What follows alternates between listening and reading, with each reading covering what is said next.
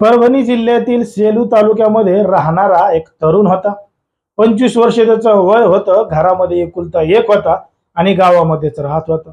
मग गावामध्येच राहत असताना त्याच गावातली एक तरुणी होती आणि त्या तरुणीचं लग्न एका दुसऱ्या ठिकाणी झालेलं होतं। मग लग्न झाल्यानंतर ती तिच्या सासरी नांदायला गेली होती आणि त्या ठिकाणी गेल्यानंतर तिचं आणि तिच्या नवऱ्याचं जमत नसल्यामुळं ती महिला तिच्या नवऱ्याला सोडून वापस माहेरी आली होती।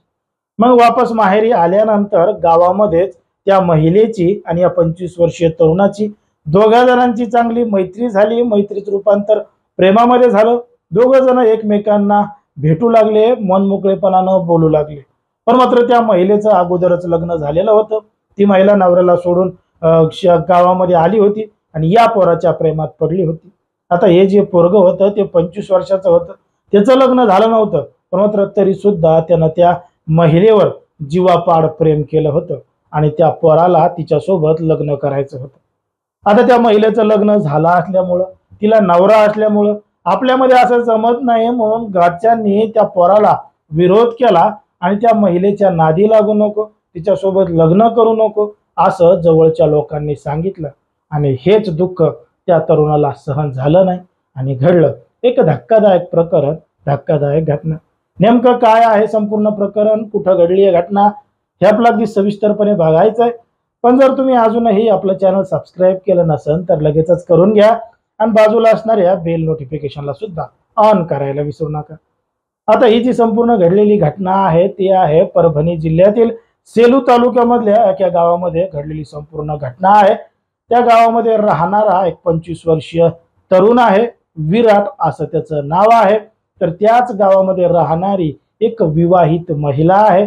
त्या महिलेचं लग्न काही वर्षांपूर्वी झालं होतं, पण मात्र तिचं आणि तिच्या नवऱ्याचं जमत नसल्यामुळं ती नवऱ्याला सोडून माहेरमध्ये आली होती आणि त्या ठिकाणीच तिची या विराट नावाच्या तरुणासोबत ओळख झाली होती।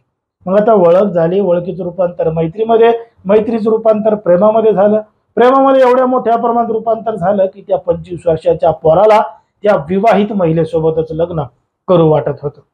पण मात्र तिचं आधीच लग्न झालेलं आहे, तिला नवरा आहे, तिचा घटस्फोट झाला नाही म्हणून त्याच्या लग्नाला काही जणांनी विरोध केला। तर ती जी महिला आहे ती सुद्धा कुठंतरी याच्यासोबत लग्न करायला तयार नव्हती अशी सुद्धा माहिती मिळते। म्हणूनच त्या पोराला हे सगळं दुःख सहन झालं नाही म्हणून त्यानं तात्काळ या संपूर्ण प्रकरणातून सुटका मिळावी म्हणून रेल्वेचं पटरी गाठली आणि रेल्वेची पटरी गाठून त्या ठिकाणी स्वतःकडचा एक मोबाईल काढला। त्या मोबाईलवर भला मोठा एक मेसेज लिहिला आणि तो मेसेज त्यानं 20 जणांना पाठवला आणि त्याच्यामध्ये भावनिक काही ओळी लिहिल्या।